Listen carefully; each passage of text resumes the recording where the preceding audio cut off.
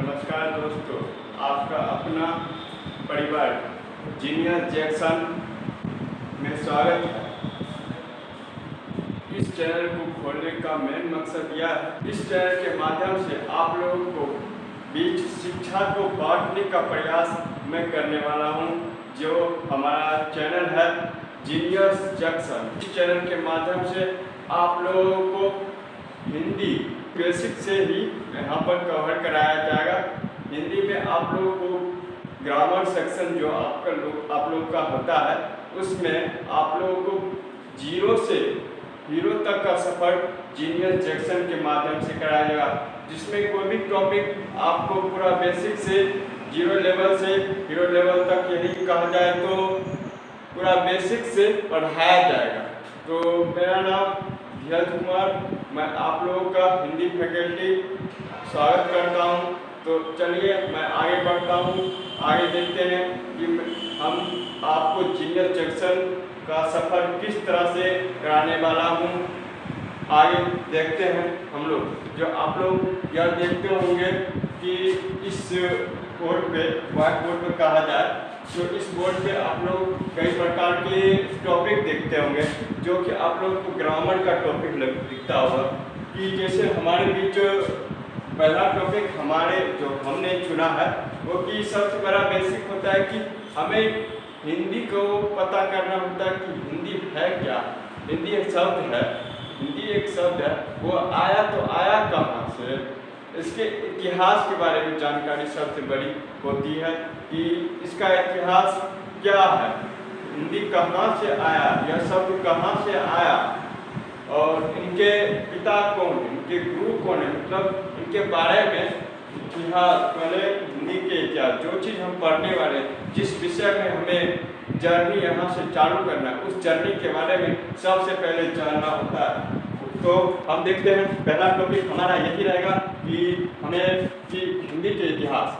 ठीक, हमारा पहला टॉपिक हिंदी का इतिहास, जो कि हम इसमें देखेंगे कि हिंदी के पिता कौन थे और अभी तक हिंदी कितने वर्ष पुराना चलता आ रहा है, और हिंदी में किस किस तरह का विषय यानी उनको खंडों में किस प्रकार विभक्त किया गया है, इसके बारे में हम इस टॉपिक के अंदर पढ़ने का प्रयास करेंगे। मतलब कोई भी सब्जेक्ट यानी विषय होता है, उसके इतिहास के बारे में, जर्नी कब कैसे किया गया था, हिंदी हमारे बीच कैसे आया, किस माध्यम से आया, किन्होंने इस हिंदी को अपना भाषा बनाया, इसके बारे में इस टॉपिक के अंतर्गत हम पढ़ने वाले हैं। उसके बाद आगे टॉपिक देखा जाए तो हमारे बीच भाषा आता है, जो कि कोई भी छोटा बच्चा होता है तो उस टाइम अपने माता पिता के द्वारा ही यह एक टॉपिक है जो कि सीखने का प्रयास करता है। यह जो हमारा भाषा है, यह भाषा एक माध्यम का काम करता है, और यह माध्यम कुछ भी हो सकता है, या फिर लिखित भी हो सकता है, या फिर मौखिक भी हो सकता है, या फिर सांकेतिक हो सकता है, यानी माध्यम बदलते रहते हैं।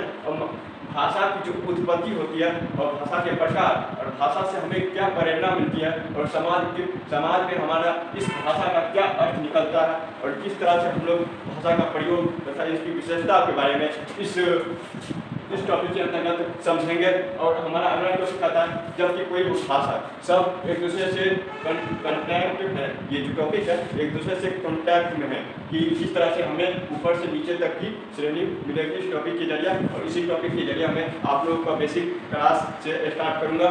जो हमारा अगला टॉपिक आया है शब्द, जब हम कुछ बोलते हैं जिस ध्वनि उत्पन्न होती है उसको लिख कर पिरो देना ही एक शब्द का रूप लेता है, जिसे हम मुख्यतः शब्द कहते हैं। इनके प्रकारों के बारे में भी आगे इस इनके बेसिक क्लास में इनको समझने का प्रयास करेंगे। और काफ़ी सारे बारे में इनके बारे में विशेष शब्द में ही आ जाता है, शब्द में इसके प्रकारों का भी वर्णन करेंगे।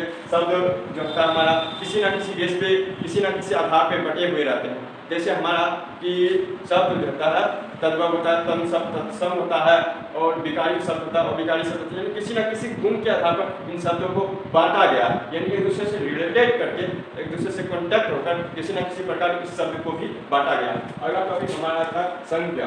संज्ञा यह है, यह संज्ञा के बारे में और इसके प्रकारों के बारे में देखेंगे। कहने का सेंस है कि जो आप जिस माध्यम से आप यह वीडियो देख रहे हैं वो भी एक संज्ञा का रूप लेता है। हम जो खड़े हैं वो एक संज्ञा का रूप, यानी नेचर में देखा जाए तो नेचर में संज्ञा का बहुत महत्व मायने रखता है। हिंदी में कहा जाए तो इस दुनिया में जितना भी चीज़, एक चीज़ जिसका कोई नाम हो या फिर कोई चीज़ हो, वह सारी संज्ञा का ही नाम होता है। और इसके प्रकार के बारे में जानने के लिए इसके आधार, यानी कोई भी इसका जो होता है संज्ञा का प्रकार किसी न किसी गुण या फिर किसी के आधार पर बांटा गया होता है। किसके आधार पर? किसी न किसी गुण कहने का मतलब है कि आप किसी दुकान में जाते हैं तो मान लीजिए 1 किलो चीनी लेते हैं, तो हमारा जो 1 किलो चीनी देता है वो हमारा जो होता है तौल के देता है। तौलने का जो क्राइटेरिया होता है वो हमारा द्रव्यवाचक संज्ञा कराते हैं, यानी उसे हम गिन नहीं सकते बल्कि हम इसे तौल या नाप सकते हैं। वह संज्ञा का यह प्रकार एक हो जाता है। उसके बाद किसी खास व्यक्ति में इसका,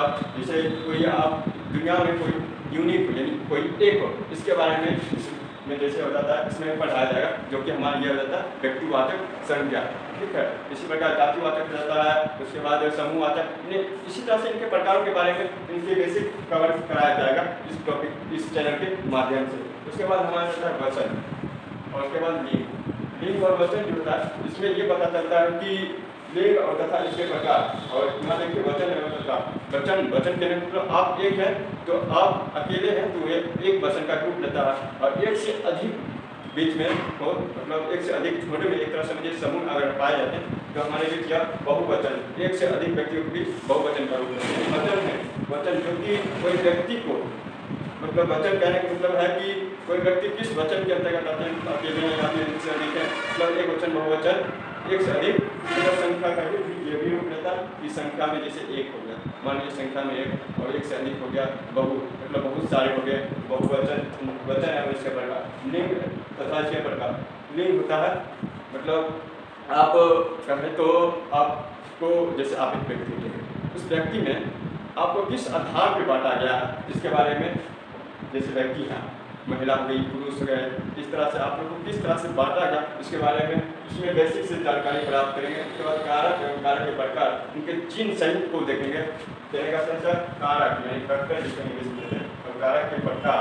कारक के प्रकार कहने का मतलब है कारक, मतलब जैसे आप कहते हैं मेल पर चिन्ह, मतलब कोई भी कारक का काम करते हैं, कोई शब्द बनता है उसके बीच यह कारक का प्रयोग चिन्ह, कारक चिन्ह, जैसे आप कोई भी बड़े हो या छोटे हो, किस तरह से आप शब्दों को पिरोकर, किस तरह के शब्दों को आप बड़े के सामने या छोटे के सामने किस तरह शब्द का प्रयोग, ताकि सुनने वाला और जवाब देने वाला भी अच्छा शब्द का प्रयोग, मतलब उनको अच्छा लगे, इस तरह से उनको पढ़ाया कि कहने का सेंस है कि कारक आप मतलब कहीं जा रहे हैं तो उनके सामने आपसे कोई सीनियर या फिर बड़े हैं, उनके सामने किस तरह से आपको मतलब अपने शब्द को निकालना है, जी आइए, या फिर कुछ उनको मतलब रिस्पेक्ट देना, उसके साथ वही बात किया है। पर मैं इसी प्रकार कर मतलब क्या कहते हैं कि दोस्तों के बीच में भी मतलब एक कंडक्टिव बना रहता है कि किस तरह से हम बात करेंगे, वह कारक चिन्ह के माध्यम से करेंगे। उसका सर्वनाम, इसके बदले जो प्रयुक्त होता है उसके बदले संज्ञा, हमारे बीच संज्ञा बहुत सारे हैं और इसके बीच जो प्रयोग होता है उसे हम सर्वनाम कहते हैं तथा इसके प्रकारों का भी वर्णन करेंगे। कारक चिन्ह के बारे में तो देखा जाए तो कारक चिन्ह में हम बता ही दिए हैं किस प्रकार क्या अदा होता है। उसके बाद विशेषण विशेष यानी किसी संज्ञा, मान लीजिए दुनिया में तो पहले पुरुष संज्ञा ये तो समानता, मान लीजिए इसमें क्या वचन, संज्ञा का वचन, संज्ञा के बारे में वचन बताया जाएगा, संज्ञा इंसान भी है, लिंग उस संज्ञा वही संज्ञा के बारे में बताया जाएगा, संज्ञा का लिंग कैसा नहीं है, ताकि व्यक्ति भी एक संज्ञा, ठीक है। उसके बाद सर्वनाम, संज्ञा के बदले जो प्रयुक्त होता है, कहने का सेंस है, यानी मान लीजिए आपके पास कोई लोग अनजान व्यक्ति आया और आपका नाम भी नहीं जानता और उसके बदले कुछ और शब्द प्रयोग कर दिया, यह सब हमारा सर्वनाम का रूप ले लेगा। जैसे आपका कोई नाम इंसान नहीं जानता, कोई आपसे मदद के लिए आएगा, ये क्या मुझे आप मदद करेंगे, मुझे आप मदद करेंगे, इसी के बारे में मुझे मैं आपको मदद करूं, यानी मैं पर से इस प्रकार के शब्द को प्रयोग करते हैं संज्ञा के बदले कि इसके अंतर्गत आता है हमारा सर्वनाम, ठीक है। उसके बाद विशेषण विशेष यानी संज्ञा का विशेषता को बताता है, यानी कहा जाए तो हमारे एनवायरमेंट में जितने भी इस प्रकार के नेचर में उपस्थित जितने प्रकार की वस्तुएं होती है या फिर कोई व्यक्ति, उनका कुछ ना कुछ विशेषता होता है, यानी विशेषण विशेष यानी विशेषता का वर्णन करेंगे, संज्ञा की विशेषता को वर्णन करेंगे। इसमें विशेषण विशेष क्रिया और क्रिया के प्रकार, क्रिया यानी कोई काम करते हैं उसके बीच क्रिया, यानी कोई काम करते हैं मतलब क्रिया कर रहे हैं कि नहीं कर रहे हैं, कोई भी काम करते हैं तब उस समय क्या होता है कि हम कोई ना कोई काम कर रहे हैं, हमको खुद पता चला जिसे हम पढ़ा रहे हैं, आप लोगों के बीच पढ़ा रहे हैं, तो हम कोई भी काम कर रहे हैं, कोई काम कर रहे हैं, इसी बीच क्रिया क्रिया क्रिया के पढ़ाई किस प्रकार काम कर रहे हैं इसके बारे में पिछले पढ़े हैं। क्रिया किस प्रकार के हो रहे हैं, क्रिया के प्रकारों का भी वर्णन करेंगे। उसके बाद हमारा आता है वाक्य, ठीक है। जैसे वाक्य हमारा यह है कि वाक्य कोई भी शब्द को जोड़ के एक बड़ा वाक्य बनाते हैं जिसका कोई अर्थ निकलता है, उसको हम पढ़ेंगे वाक्य और वाक्य के प्रकार जिसको हम कहते हैं, ठीक है। उसके बाद हमारा आ जाता है वाच्य, ठीक है, वाच्य के बारे में भी समझेंगे। उसके बाद काल आ जाता है, यानी काल का अर्थ होता है समय, यानी समय समय में भी तीन प्रकार करते हैं कि इतिहास में जो बीत गया उसके बाद जो होने वाला है या फिर जो हो रहा है इसके बारे में इस काल के प्रकार काल में समझेंगे कि कोई काम हो चुका है या फिर होने वाला है, यानी कि फ्यूचर में होगा या फिर हो चुका है या फिर हो रहा है, इसके बारे में इस काल के टॉपिक में पढ़ेंगे। उसके बाद क्रिया पक्ष क्रिया विपत्ति, इसके बारे में पढ़ेंगे। क्रिया पक्ष यानी कि कोई काम हो रहा है तो उसके पक्ष में क्या क्या किया जाए। उसके बाद क्रिया विपत्ति यानी उसके बाद क्या क्रिया किया जाए, क्या पढ़ेंगे। उसके बाद पढ़ेंगे वाक्य शुद्धिकरण और इसके नियम, मतलब किसी भी वाक्य को हम कैसे शुद्ध कर सकते हैं, यानी सही तरह से कैसे पिरो सकते हैं, यानी लिख सकते हैं, इसके बारे में इस नियम के माध्यम से। यह हमारा लो लिखा हुआ है, LOW, लो मतलब नियम होता है। नियम के माध्यम से हम समझेंगे किस तरह के वाक्य में किस तरह का शब्द प्रयोग करेंगे। उसके बाद पदबंध आ जाता है, पदबंध एवं इसके परिचय, इसके बारे में पढ़ेंगे। अलंकार रहता है, हमारा काफ़ी इंटरेस्टिंग टॉपिक है अलंकार तथा इसके प्रकार, इसमें भी कई प्रकार के टॉपिक है। उसके बाद रस आ जाता है, रस उसके प्रकार, रस के बारे में भी पढ़ेंगे। उसके बाद हमारा छंद एवं उसके प्रकार, छंद के भी बारे में पढ़ेंगे इसमें। उसके बाद अपठित गद्यांश या बोध शक्ति, और जो मतलब समझिए कि अपठित का क्या मतलब जो पढ़े योग्य अपठित गद्यांश, यानी कोई आप लोग को 10-20 वर्ड में लिखा रहेगा, उसमें क्या करेगा अपठित गद्यांश को आपको पूरा करना। और बोध शक्ति यानी बोध कराया उसकी शक्ति के बारे में, मतलब इसको बेसिक से पढ़ाने इसका।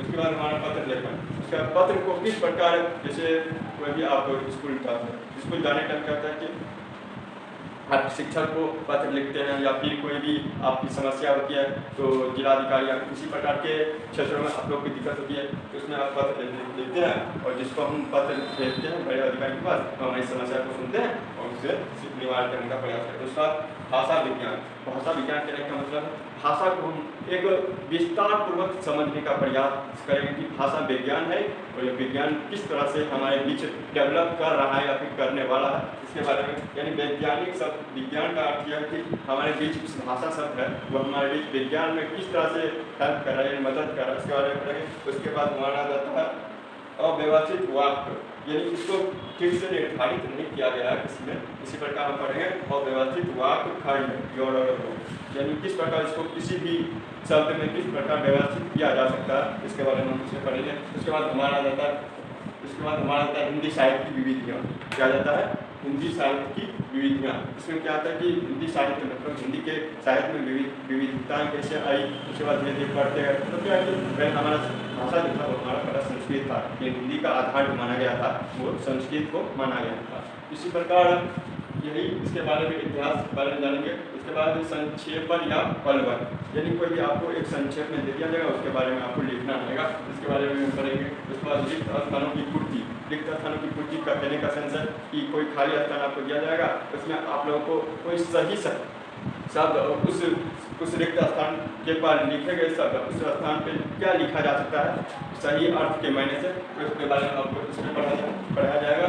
उसके बाद भाषा लिपि, ये हमारा जो भाषा है वो किसी न किसी लिपि के माध्यम से लिखा जाता है। जैसे हिंदी भाषा की बात की जाए तो हिंदी भाषा हमारा देवनागरी होता है, क्या जाता है देवनागरी लिपि में लिखा जाता है। इस प्रकार कई प्रकार के लिपि होती है, ब्राह्मणी लिपि होती है, फारसी लिपि, तो कई प्रकार की कहा जाए तो लिपि भी कई प्रकार से, इसके बारे में इसमें आप पढ़ेंगे। इसके बाद वर्णमाला, मतलब वर्ण क्या है, वर्णमाला क्या है, जिससे हम अ से लेकर य तक के बीच के जितने भी होते हैं वर्ण का ही नाम है वर्णमाला। अगर वही समूह में पाया जाएगा तो हमारा वर्णमाला का रूप ले लेगा, इसलिए हम इसमें पढ़ेंगे वर्णमाला के प्रकार। उसके बाद विराम चिन्ह, मतलब चिन्ह कहने का मतलब किसी भी वाक्य को हम लिखते हैं उस समय किस चीज़ का प्रयोग करना चाहिए, क्या नहीं करना चाहिए, ये सही अर्थ मायने लगा तो कोई भी चीज़ लिखते हैं तो उस समय चिन्ह का सबसे बड़ा मायने रखता है हिंदी। ठीक है, हिंदी लिखना सही मायने रखता है चिन्ह के बदौलत।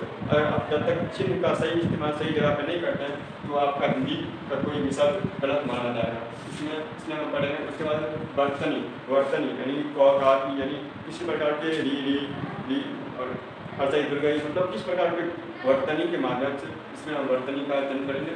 उसके बाद हमारा जाता है संधि आता है। क्या आता है? संधि। संधि, उसके बाद संधि के प्रकार। संधि होता है जिसे क्लास में मिला हल्का हो गया। संधि, उसके बाद हमारा समास आ जाता है, उसके बाद प्रत्यय आ जाता है, उसके बाद उपसर्ग आ जाता है, उसके बाद वर्तनी शुद्धिकरण आ जाता है। इसमें क्या होता है कि प्रतिशब्द के साथ ही जुड़ता है और ये भी किसी न किसी शब्द के साथ जुड़ता है जो हमारा यह होता है उपसर्ग और वर्तनी। या हमारे शब्द को सही दिशा दिखाने का काम करता है, यानी अर्थ क्या होता है, इससे पहले क्या लगता है, यानी पहले क्या लगता है या फिर बाद में लगता है, इस प्रकार की जानकारी हम यह दोनों टॉपिक के माध्यम से करेंगे। वर्तनी शुद्धिकरण यानी आप कोई वर्तनी लिखते हैं उसको शुद्ध करने का सबसे बड़ा मायने रखता है। आप लिख तो लेते हैं कोई भी वर्तनी आप तो लिख लेते हैं मगर उसको शुद्धिकरण यानी शुद्ध करना कहने का सेंस यह है कि कोई भी वर्तनी आप लिखते हैं उसको किस तरह से लिखा जाए उसके बारे में हम इसमें पढ़ेंगे। वर्तनी शुद्धिकरण इस तरह से आप लोगों का देखा जाए तो 35-36 टॉपिक है और आगे का टॉपिक हम आपको किसी न किसी रेगुलर क्लास में आप लोगों को बता देंगे कि आगे का टॉपिक हमारा क्या रहेगा। ठीक है, और सही बात कहा जाए तो इसमें हमारा इतने सारे टॉपिक आप लोग को दिखाए गए हैं और अभी तक इतने सारे टॉपिक आप लोगों को कवर कराया जाएगा कि रेगुलर क्लास में। ठीक है, रेगुलर क्लास में इतने तरह के टॉपिक आप लोगों को भी पढ़ाया जाएगा। और सबसे बड़ी इंटरेस्टिंग की बात यह कि शब्द में ही हमारा यह आ जाता है कि हमारा पर्यायवाची शब्द क्या होता है, सार्थक शब्द क्या होता है, विपरीत शब्द क्या होता है, अनेक शब्द के एक शब्द क्या होते हैं या एक शब्द के अनेक शब्द क्या होते हैं। मतलब अनेक शब्द के एक शब्द हो गया, उसका अनेक शब्द के एक शब्द मतलब कोई है कि कोई एक नाम है उसका अर्थ कई प्रकार के हो जाते हैं।